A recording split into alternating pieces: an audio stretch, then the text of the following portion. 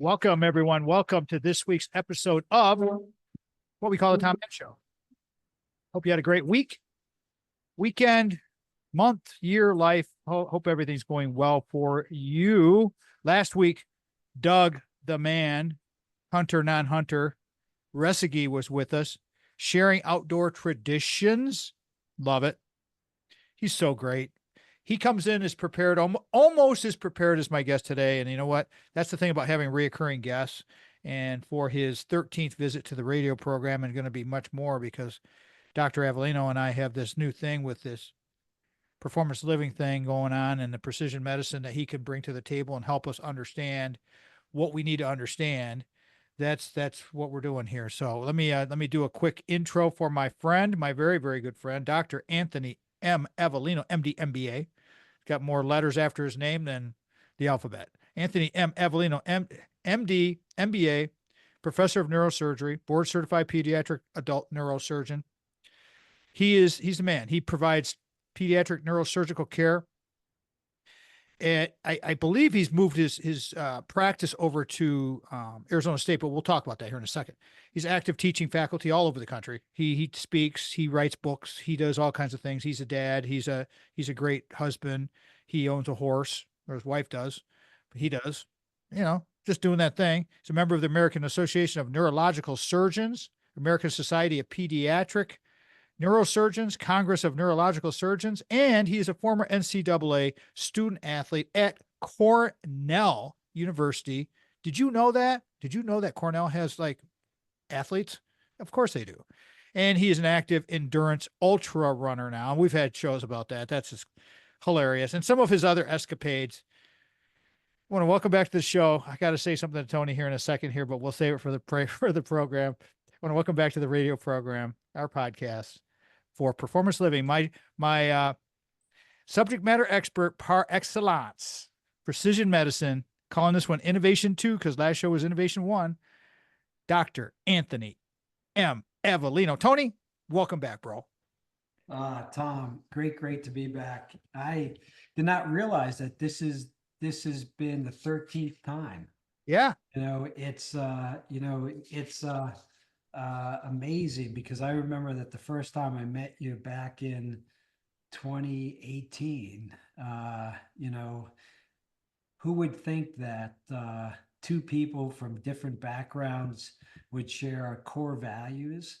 And I must say that as you and I age, it's important to tell our stories. It's important to give back because, as you go through the journey of life, things happen. You have ups and downs, and it's nice to have a conversation about these things because when we do, people do not feel alone. Right. And I think what your show does, it really creates a sense of community where people can share ideas and really how to get people better. Because you and I often say is, our journey, it's not about ourselves. It's, how to get others to think about being their best. Absolutely. No question about it. And this whole thing, Tony, pull that mic a little closer for you. It's just, you're a little bit distant on this one. I know we just checked it and you're getting into now. That's great, man. That's perfect. Okay, Thank good. you. Talking about the innovation and topics and AI and all of these crazy topics that are coming up with precision medicine, people need to be aware of what they can do and what they can't do and what to expect and what to make it to be more proactive in our lives. People need to be educated. I have to be educated. That's why I like doing these shows because I learn every single time I do an interview with any of the guests, but especially you, Tony. I learn a lot. And it's like, I hope that the listeners are as well. All right. You know the routine here. You know the drill. Talk to everybody about the fam, catch everybody up. You got a lot of fans here in mid-Michigan. You're out in Arizona in that beautiful area of Scottsdale, Arizona. Love it so much. It's beautiful. But talk about the family and the horse and the dog and everything that's going on. Go ahead, please. Yeah, Tom, I would say that the last 3 months have been quite a journey. One is as I transition to a new role, but also as we move our horse here again. But the great news for us is our son Michael did an internship at Facebook, Meta, and he was fortunate to be offered a job, and so starting next August, he's going to be working for Meta, and he'll graduate 1 year early. And thanks to the Michigan roots, because I must say that if he didn't go to Okemos High School and if he didn't take classes at MSU, that really set him up to be set him up to really develop some time management skills, and so we are very, very excited because after leaving Seattle in 2014, now we get to go back, and because it's such a beautiful place to live. But again, it started with the mid Michigan roots. And I can't say enough what Lansing and Okemos do, because Michigan State is a gem. I appreciate you saying that. We both have deep green roots. I'm so glad that our mutual friend Benny Gore introduced us way back in the day in 2018, and you gave me that tag of being the mayor. That was pretty funny. The mayor. Well, we got to get Michael to come back on. And congratulations to him and to your family for all of that. So, what about that? What about that daughter that's going to law school? I mean, we can't forget about Ashley. What about her? Yeah, and Look at yeah, that. Michael's doing fine, and but uh, uh, my daughter's doing great. She's in her first semester at law school here at ASU, and we're very, very proud of them both, because Ashley's been is really a truly advocate for people, and going to Arizona State Law School, it gives her the skills, and she is enjoying it. She also says it's tough, but I told her that if it wasn't tough, then it wouldn't be worth going, because when I went to medical school or law school or whatever graduate school, or life or a job, it's tough. You have to learn to stretch yourself. You have to learn to continuously improve. That's something I just thought of, and I'll make note of this. But have we made it too soft for our kids? Have we made it too easy? Have we created this enabled environment where kids don't understand that what you were just talking about with both of your children, putting in all of that hard work, and it's like there nothing comes easy in this life. And so if it does, if it's free, there's probably a catch somewhere. I got a couple minutes to go here. We'll talk about that in a second. Have we made everybody soft? But what about Jen? How's she doing? Yeah, she's actually doing great. Her horse moved from Tucson to Scottsdale this past week, and I must say that for those people out there that have moved horses, it's not a trivial thing, but I would say that but the horse is what she is most passionate about, and it brings her meaning, and so it's important for It her. is important. It's important to have that balance in your life and to have those outside interests. As we transition, and as you're talking about, we're going to do more shows on transition with performance living, because life is long, and this hitting the wall, I've learned this now being 2 years into my own personal refirement. What I call people, and I tell people refirement and retirement are two different things, but being 2 years in, it takes a little bit of energy, effort, and just time management, just like being back in college. I'm going to carry this through, Tony, because we're coming up on break. Performance Living Innovation 2, we're calling this one, with my bro, Dr. Anthony M. Avellino. He's the man. He's so awesome at what we do here. Going to talk about artificial intelligence, big data science, legal implications, neurosurgical advances, just all the fun science stuff. Plus, we want to get caught up on Tony's new role and what he's doing, because again, we're always you got to be in that retirement zone mindset, everybody. You're listening to the Tom Ed Show. Save. Rolling. Did you start the new job? No, I don't start until the end of November. Can you talk about it? Uh, I think the next show we should. Next show. Okay, that's fine. Yeah, yeah. Do you want to mention that you're in the refinement? We don't even want to go there. We got enough to talk about. Yeah, sure. You want to just talk about that transition a little bit, and then we'll have more to fill in the blanks later. You Yeah. just wait. Uh, Just wait. yeah, We'll- yeah, yeah. Wait and touch. Yeah, yeah. Here we go. Get my read ready here. Here we go.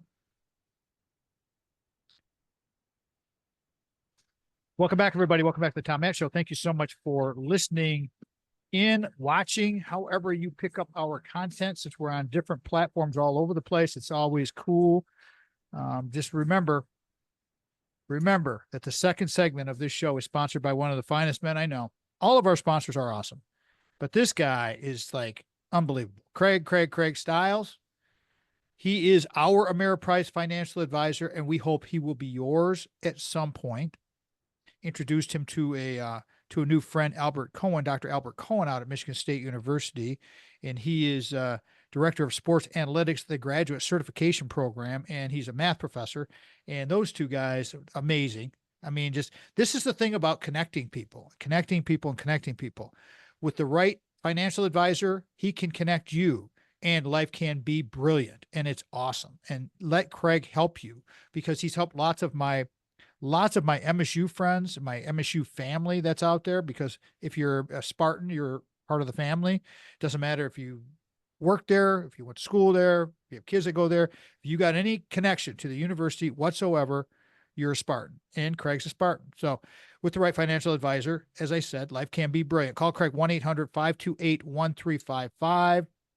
His local number is 517-483-4893. Craig.stiles@ampf.com. His offices are located at 2651 Coolidge Road, Suite 103, East Lansing, Michigan, 48823. Don't let that mid-Michigan address scare you off from getting a hold of Craig, or getting a hold of me for you to get a hold of Craig, because Ameriprise is a massive company, and they have people everywhere, and they're all great, and we can help you vet someone if you're hearing this and you're in, say, California, or if you're in Arizona, or wherever you are.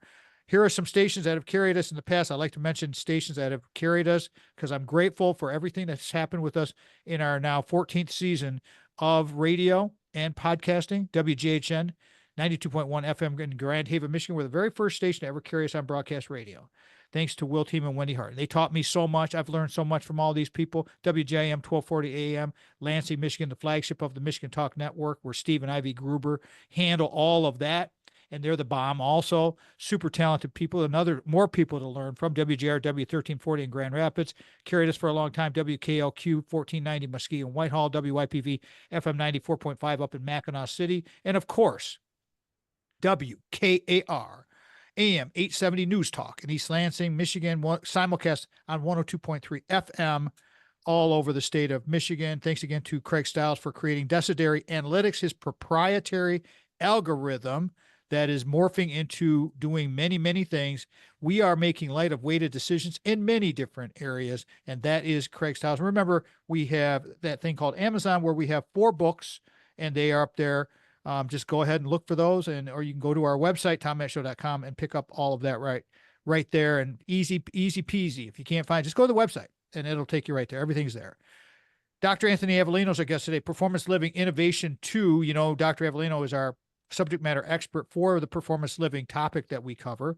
He is actually the one who kind of planted the seed in my head, and we came up with this.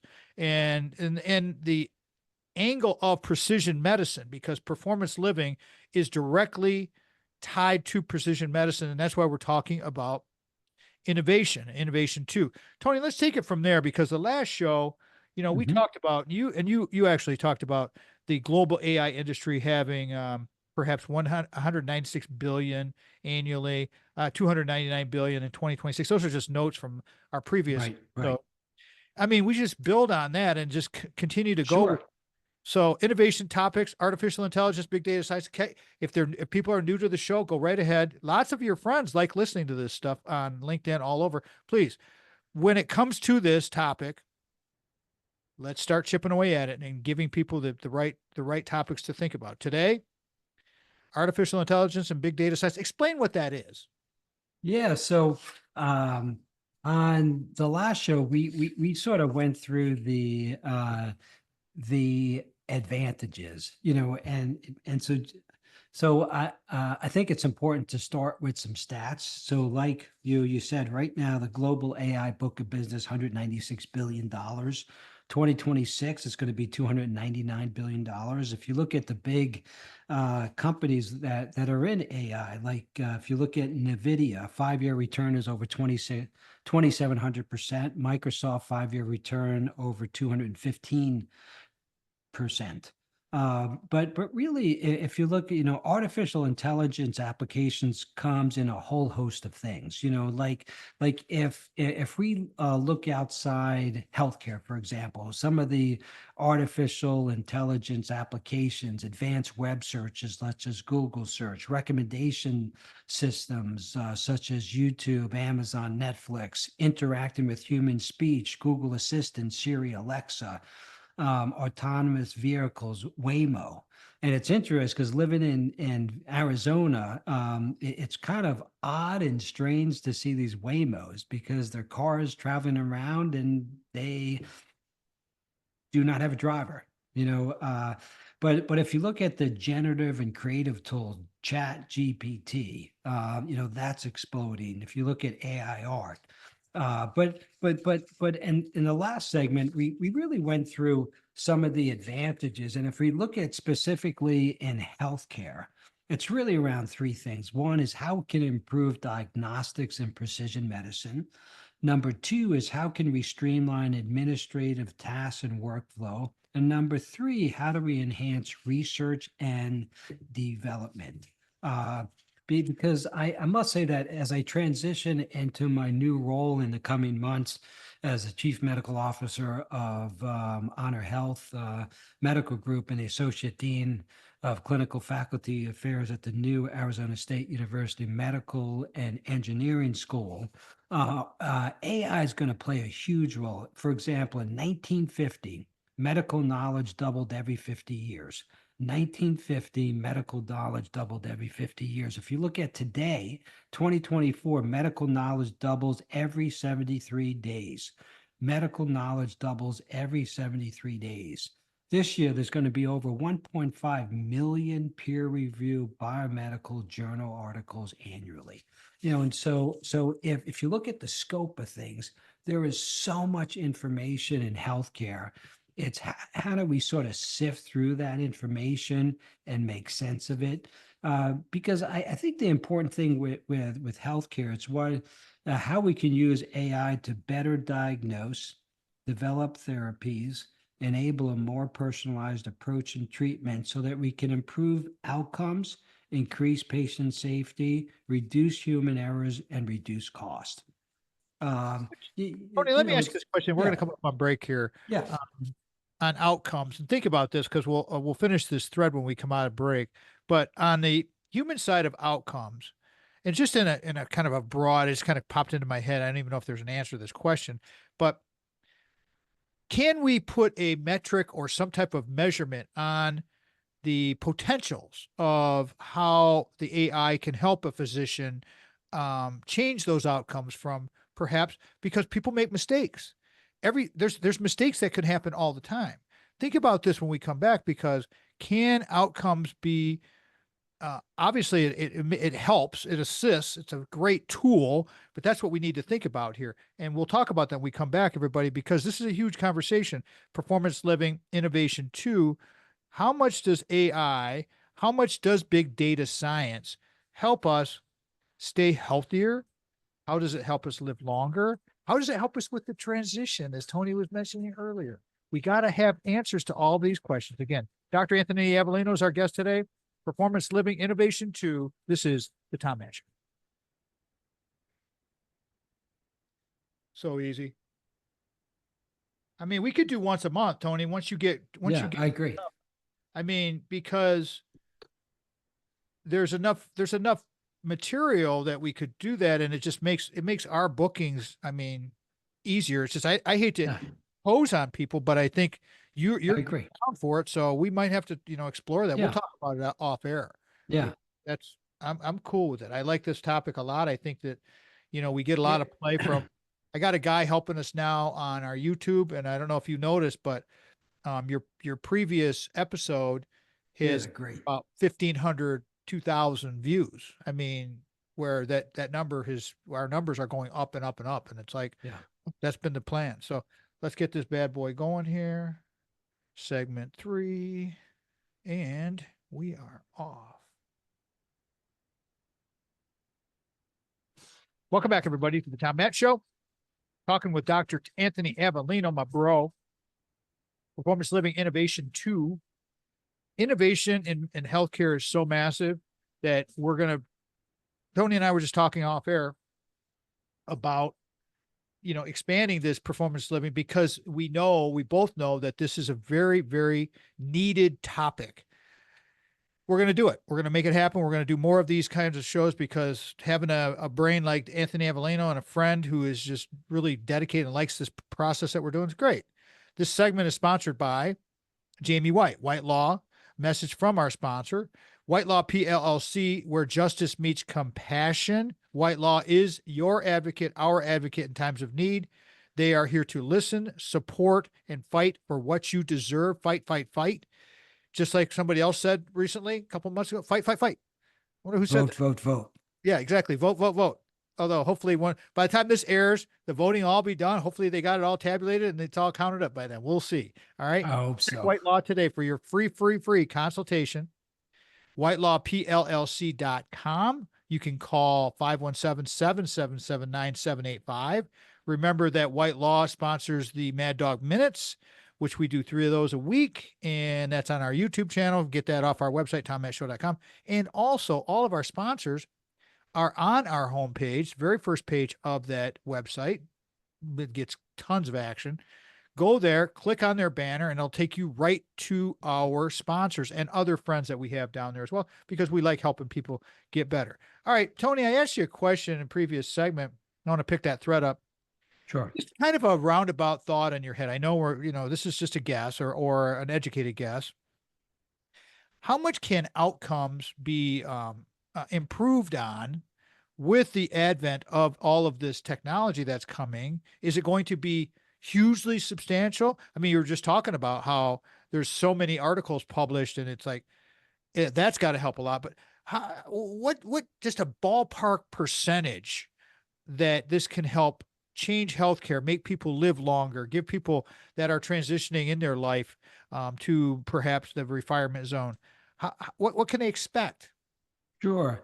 I don't think there's an exact percentage, but I think what AI does, it's more of a clinical decision support, predicting, like how one can use AI algorithms to analyze imaging data, biomarkers, wearable.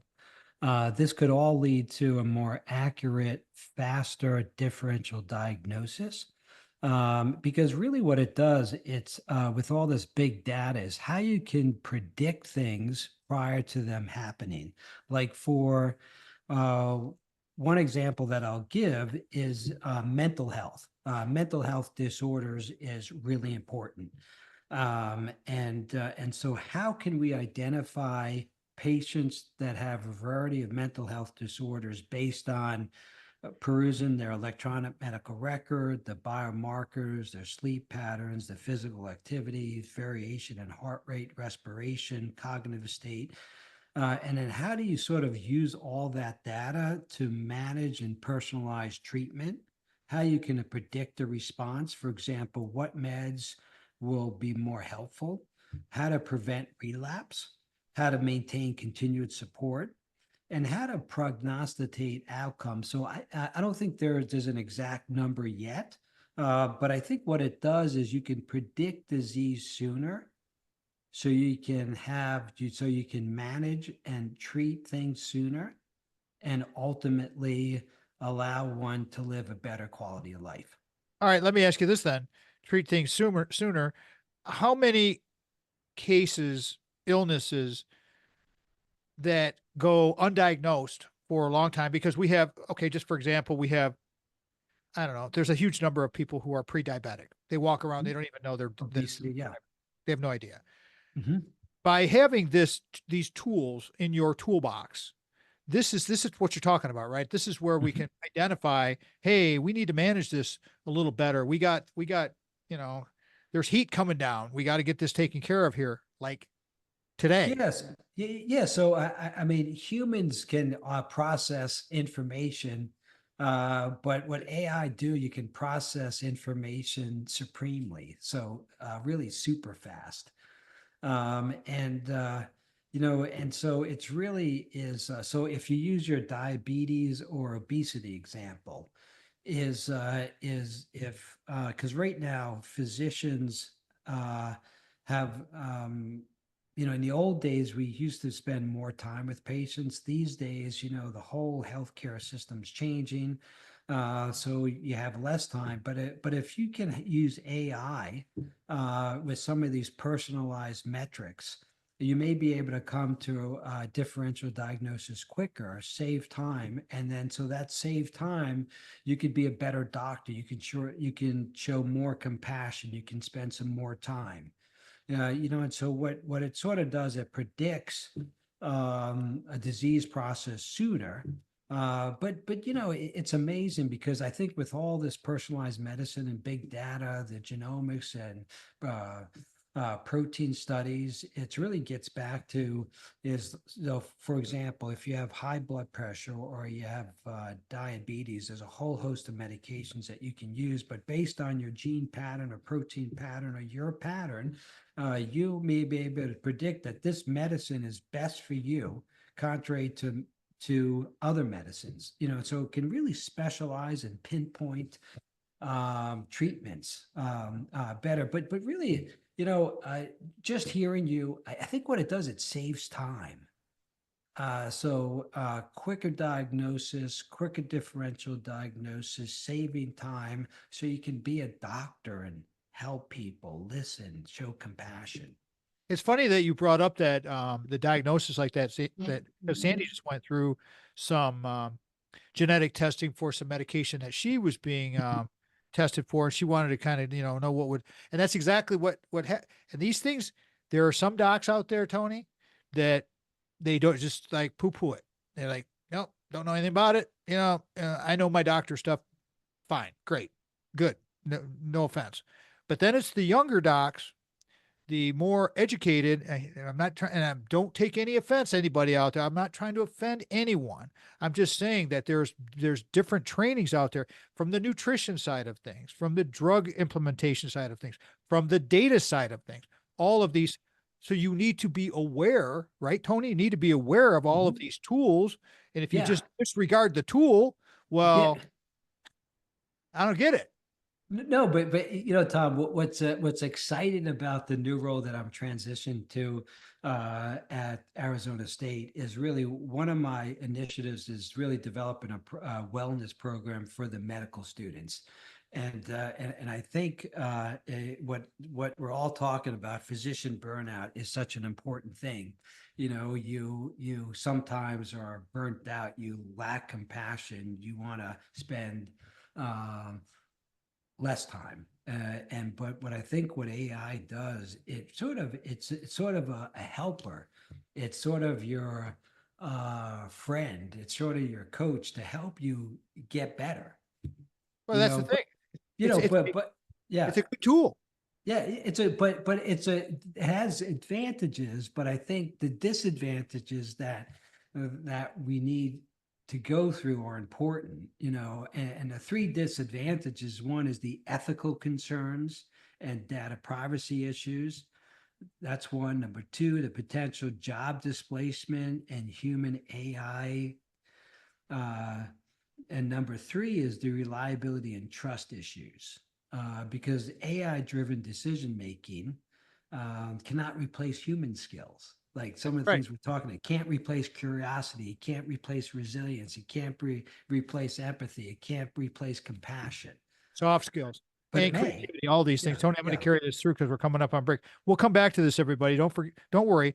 Ethical, job displacement, reliability. Plus, we've got from Tony's notes for today's episode, the legal implications. All of us. I want to leave you with this, everybody, before we jump out of this segment.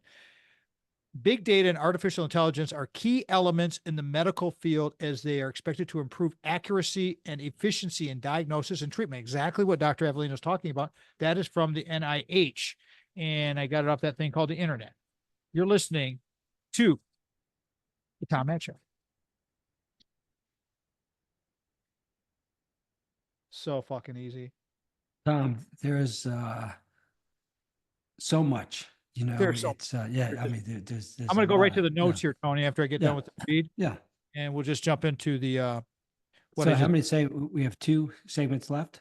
two left. Yep. Yeah, yep. yeah. So what we can do is why don't we spend some time on the AI, the AI disadvantages. We can go through Okay. infrastructure, privacy, cybersecurity, and things like that. Yeah, Because because you talked about that last time too. yeah, And we'll see how far we get, and then whatever we don't get to, we'll yeah. just pile it on for the next one. Okay, sounds good. Here we go.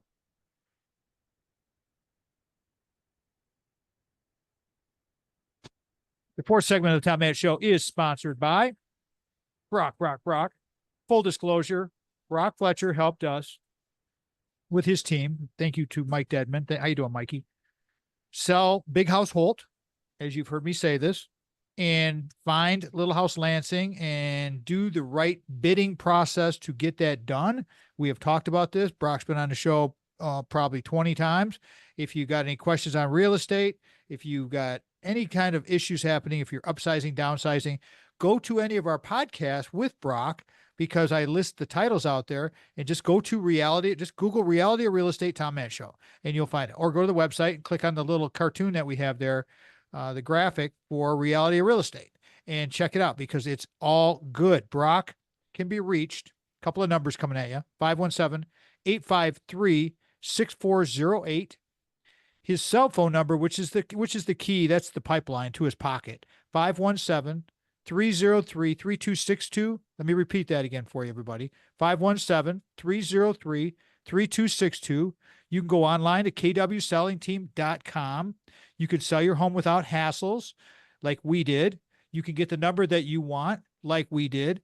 And you've all heard me perhaps tell the story of my former next door neighbor who came to me asking some advice, and I thought he was a little low on what he was thinking about asking for his home, because he needed to go quickly and he was very anxious, got a new job. And I said, you need to call my buddy Brock. And he did. And this is absolutely a true story, everybody. When I talk on radio, when I talk, period, I'm trying to maintain my integrity and give you the truth. This is the truth. He got $20,000 over what he told me in my living room that he wanted. He got 20. So that's like getting a $20,000 bonus for your home sale to help you with the next home purchase that you're going to do, or whatever else you need the money for, because it's important to get this dialed in. Find the people you can trust. Trust. That's our 3 sponsors. Go with them. You got Craig in the finance. You got Jamie White with the law. And you've got, of course, Brock Fletcher with the selling team of Keller Williams Realty as far as the real estate. And he's helped many students that I've brought to him as interns. And if you're thinking about getting into the real estate game, hit me up. I'll do an intro for you. No problem. Or you can reach out to the numbers that I mentioned. I'm going to say his phone number one more time. Text him 517-303-3262, or leave him a voicemail, and away you go. All right. Dr. Avellino is here with us, which means it's the Performance Living episode, Innovation 2. Innovation is so massive that we may just start doing a bulk of our shows with Performance Living on all of the tech that's out there, with the artificial intelligence, with the innovation, with everything that's happening with our transition through life, precision medicine, saving time. Tony, you wanted to talk about the disadvantages a little bit. We've talked about that somewhat. You just explained the 3 key things in disadvantages, and there are lots of advantages, but go ahead. Let's jump right into the meaty topic here, and explain to everybody what they should expect. Yeah. So even though there's lots of advantages, there's lots of positive, and I personally think the advantages outweigh the disadvantages, uh, but I think the major one I think that people are more concerned about is how do you monitor this tool or technology? How, how does it influence one's behavior? Can it form into this super intelligence? Can you create a superhuman that has no ethics and no barriers? Could you develop this AI design machine system that can control one's individual thoughts, emotions, and behavior? But I think if we sort of break it down to the infrastructure and then the non-infrastructure, what I mean by the infrastructure, because as AI becomes more prominent, the electricity needs are going to go way up. People are predicting up to 20% more electricity needs. And so if you think about what's happening now in the world and in our nation, and the elections, fossil fuels, hydropower, wind power, solar power, so Nuclear. nuclear power, right? And so how can we create these increased electricity needs? The other important thing for the infrastructure is a lot of these machines get hot. And so how do you cool them? And so the water involved, the cooling, and so even though there's a lot of advantages, some of the infrastructure that I think we really have to think through more is the electricity needs. I have Uh, interviewed. There's a guy. Excuse me, Tony, but there's yeah. a friend of the show who's been a guest a couple of times, few times. Robert Bryce talks about. He's an energy expert from Austin, Texas. He talks Okay. about all the time. Tony talks about all of the not only the infrastructure and the wire going through under the ground or through the telephone Mhm. pole or electrical. You are absolutely spot on. I think that the which your number is a little low. I think we're going to need probably 30 to 40% more capacity as Mhm. these things grow. That's why these big data centers are they're basically building their own nuclear plants, these small modular nuclear plants to generate their electricity. Because without the power, we are SOL. And it's like Yeah. you got to have. I'm glad you brought that up. Yeah, and if you think about the power, if you think about what's happening now, yeah, going green, electrical cars, battery driven, solar power, wind power, hydropower, nuclear power. There's a lot of pluses and minuses to each one of those. But I think as this gets bigger and bigger, like the amount of money, the amount of dollars, the amount of investment in the computer technology, but you also have to think about the electrical power too. No, there's no question about it. Let's get into some of your notes here, Tony, because we're Yeah. gonna, you know, shows almost way over half overdone now. The legal implications, technology to monitor, influence, and even control. What did you mean in your notes by all of that? Why is it important? Let me ask you this. Why is it important that you want people to know about that point, that bullet point that you sent me? Yeah, because because whenever you have a new technology, the how one adopts that technology. But I think the legal implications really relate to the data privacy issues. And so who owns the data? Who Where does do own the data? people? Let me ask you that question, Tony, as you ask that rhetorical question. Who does own the data? Is it the data collection center? Is it the doctor? Who is it the patient? That's and if you take it one level, if we're going to start looking at personalized medicine, genomics, and proteomics, if you look at that data set, one is if you're going to submit a sample to get a genetic testing, does that data, do you own it? does the corporation or the biotech firm that runs the data own it?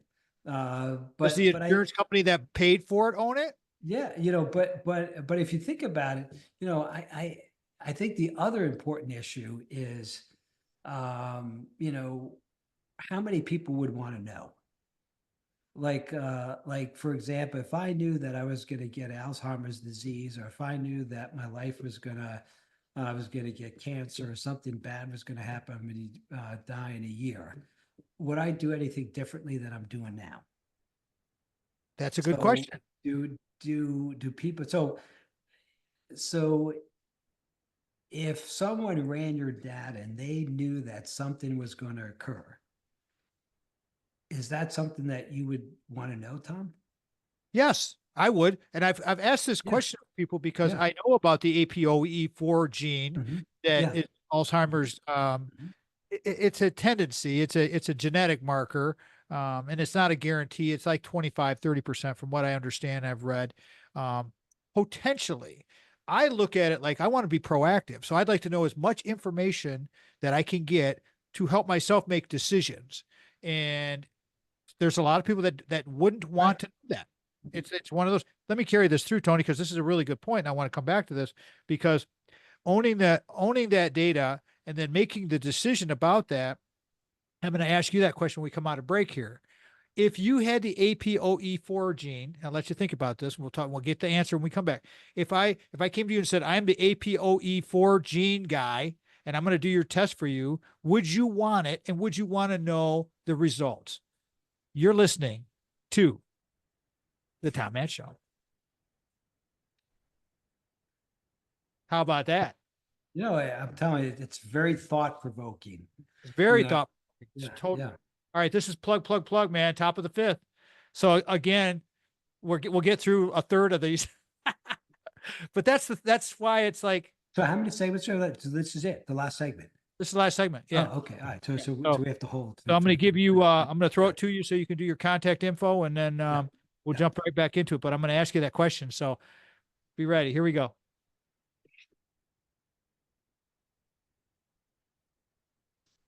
Welcome back, everybody, to the fifth segment of the Tom Matt Show.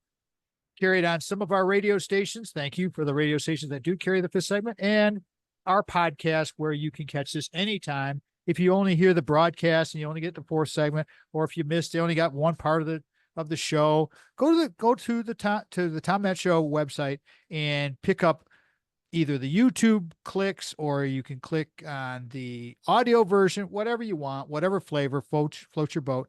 Remember to get in touch with us, tommattshow.com, tommattshow.com.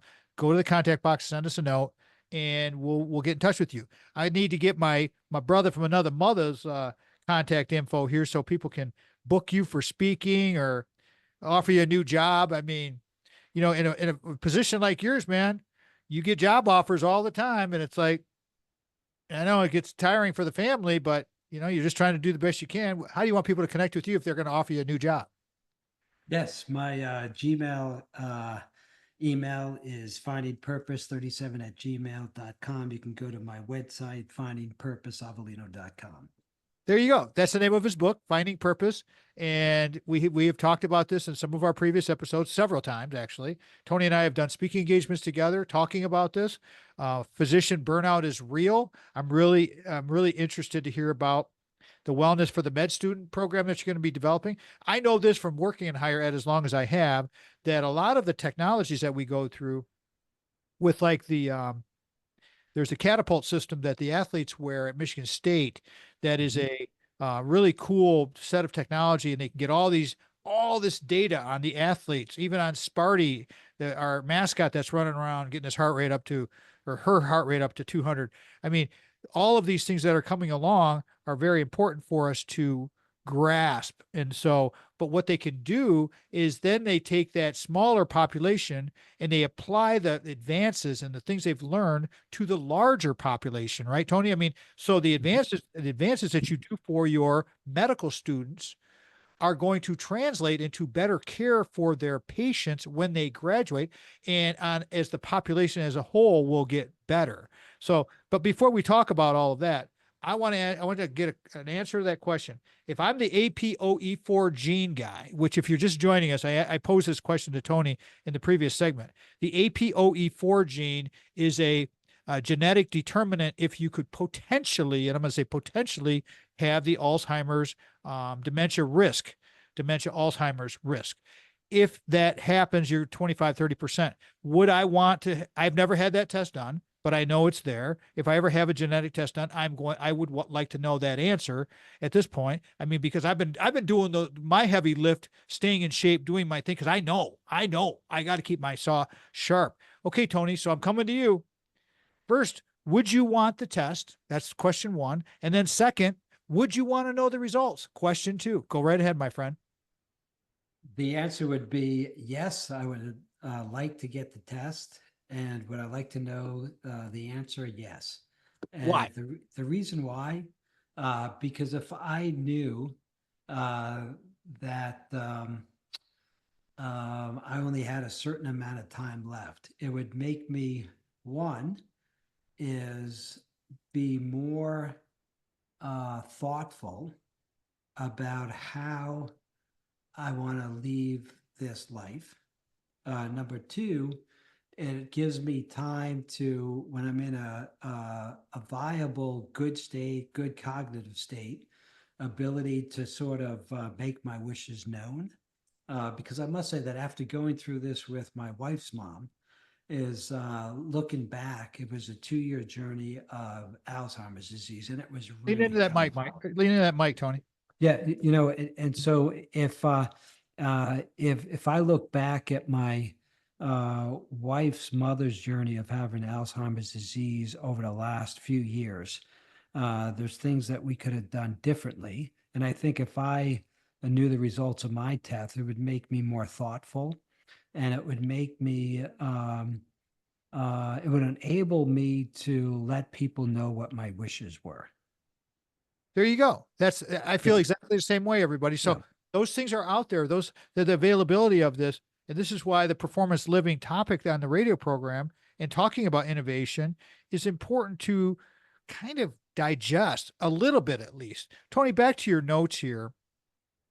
We never get through all of the notes. You always send such thorough notes, but in your neurosurgical advances, you have some advances with AR and VR that are enabling some cool things. And I'd like to pick your brain on that one and see what you think about that, because that's your area of expertise, being a pediatric neurosurgeon. I mean, you know the brain probably better than anyone out there.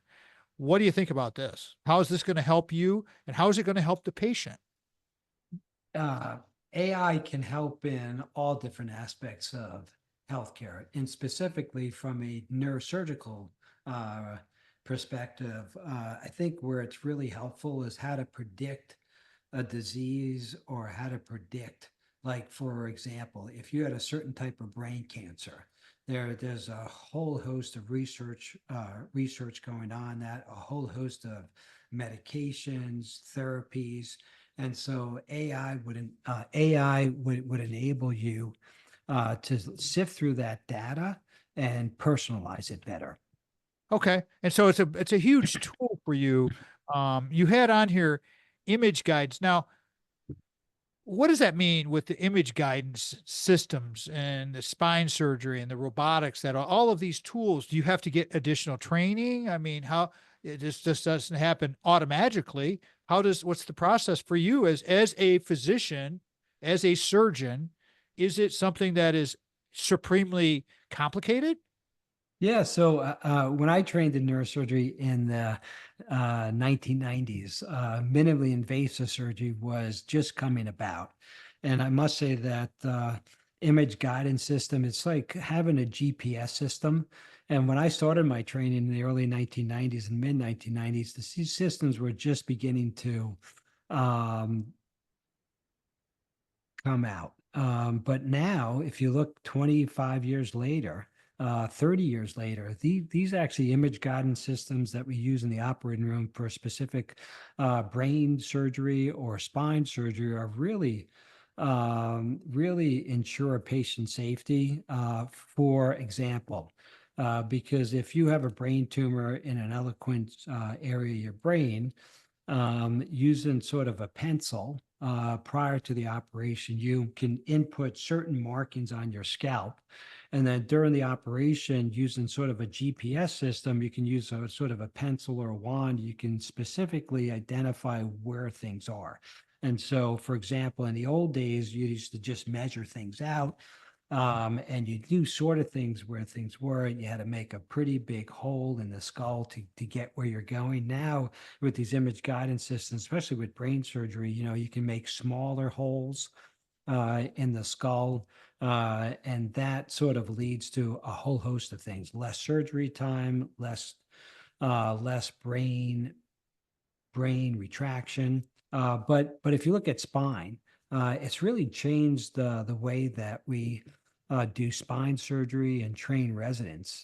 Because if we're putting screws and plates in the spine to hold things together, using sort of a GPS system, you can sort of place these screws and plates in exact places. And in the old days, when you didn't have these things, doing them freehand, it was not as accurate. And so it's really changed uh, the way that we actually do things. But I think as we go from open neurosurgery, big operations, to minimally invasive, the complications come way, way down. You have That's better got to get, outcomes. Tony, that's got to improve our costs. I mean, even if the Oh, technology sure. costs, because if the recovery time is lower, if you can bounce back, Mhm. I mean, to me, it sounds extremely fascinating to have a GPS system that you can identify a plus, with all of this technology, you're finding the smaller cancer, Mhm. very much smaller cancer, because the machine read all of the radiological input that came, right? Is that correct? Am I saying that correctly? Yeah, because as MRI scans and CT scanners get more refined, and the pixels and the clarity and the intensity and depth of the images gets better, AI has the ability to pick up patterns. And so if you can pick up different patterns prior to having a tumor or prior to having something, that would be a really important thing. And but I think what AI is really bad is how to predict, and how to really save time. Right. Exactly. I mean that, and money, Yeah, and that whole yeah, thing. I agree. I mean, it, that's why it's Mhm, so complicated. That's mhm. why we need to do these episodes, everybody, which we're running out of time on this one. Tony, I need a takeaway. I got a minute left. What's a takeaway from this Innovation 2 episode that we did? What do you want to leave people with? Yeah, the important thing is to have an open mind, because AI is going to play a really important role, not just in healthcare, but in all aspects of life: finances, business. And I think really having an open mind and thinking through, being thoughtful about it, but also realizing that even though the advantages are great, there are disadvantages that we oftentimes don't think about. And I think the one big thing is, as AI gets bigger, how are we going to get the electricity? That is a huge issue, and we'll talk about that. I have notes on that as well. Again, check out Robert Bryce on our website, everybody, because he talks about that a lot. And electricity is key to everything. If our show fits your business, our group's mission, we want to be of service to you through our guests, like a Dr. Anthony Avellino. Topics, issues, please let us know. Tom@show.com. Always remember, before you can share love with others, you must love yourself first. Thank you again to Dr. Anthony Avellino. Tony, thank you for being with me today. You're very welcome, Tom, and thank you for all that you do, because sharing stories and having your listeners hear different perspectives really makes everyone better. I want to thank Mitch Anderson and Vanessa, our backstage producers, Brock Fletcher, Craig Stiles, and of course, Jamie White. Thank you, everybody, for listening. We are out. I love doing the performance living stuff so much. It's like, just makes me want to just get fired up and go. I mean, it's so good. It's so awesome. And Tony Avellino is such a great resource for us, everybody. Dang, so great. And I appreciate Tony so much. Check out all his episodes, check out all of our episodes. And I want to say thank you to everyone who does listen, watch, subscribe to our channel, all these things. It's so important and it's so good. And we will talk to you next week, everybody. I am Papa Tom, and we will talk to you again on the flip side.